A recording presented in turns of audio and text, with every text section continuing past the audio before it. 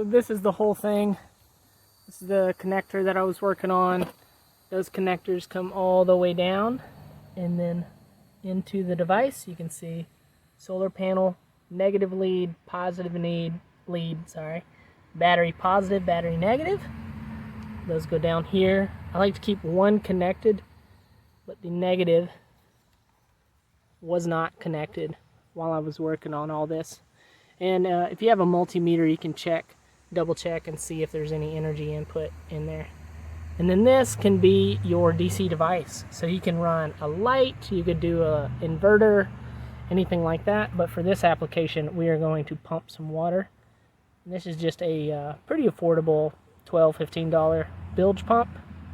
You can see that's one of the important things. 12 volt device, so it needs to be a 12 volt light, 12 volt pump, and then that is a 12 volt battery.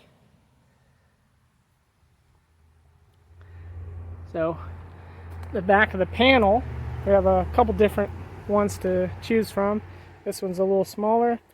We're going to try this big one out because I want the size of the panel to also be the roof for this little contraption. These are the leads I was talking about. Those are your MC4 connectors. They need cleaned up a little bit, but they come out from the back of the panel and they will plug into there.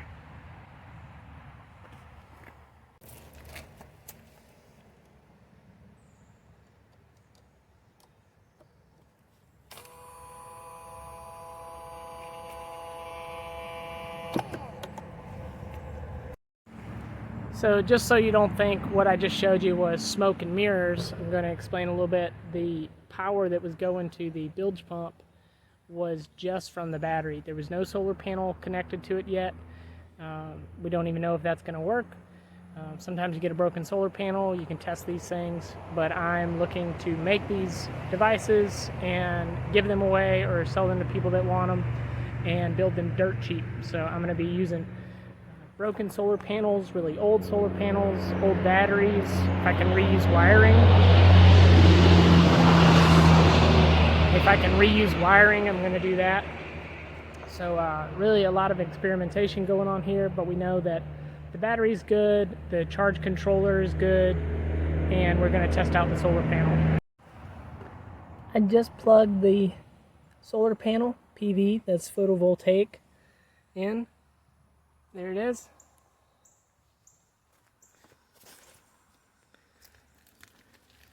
And it wasn't charging. It says that it's connected, but I started to go through. But when I go to battery, you can see that 13.5 volts. So this battery is totally full, so it's not going to put any more juice from the solar panel in.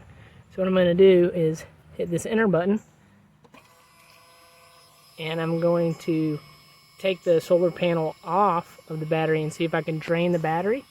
I'm also going to take this down to the water and see what it'll do.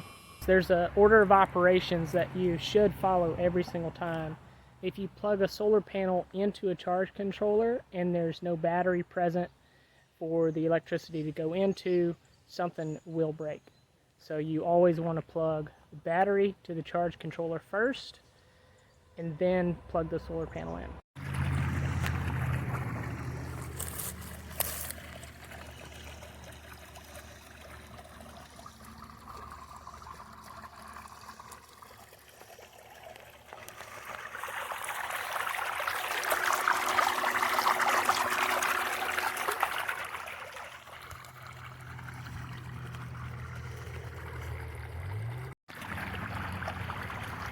So I don't have a solar panel connected to this yet, but it's, as you can see, it'd be very easy to connect one. And even if you just wanted something simple as a pond aerator, so you didn't have as much algae growth in your pond, or you wanted help with your fish population, there's a lot of different applications where a device like this would be useful. And it's super simple. I am not that technically savvy, and I was able to build this with pretty cheap parts and a little bit of effort, so you could do that too.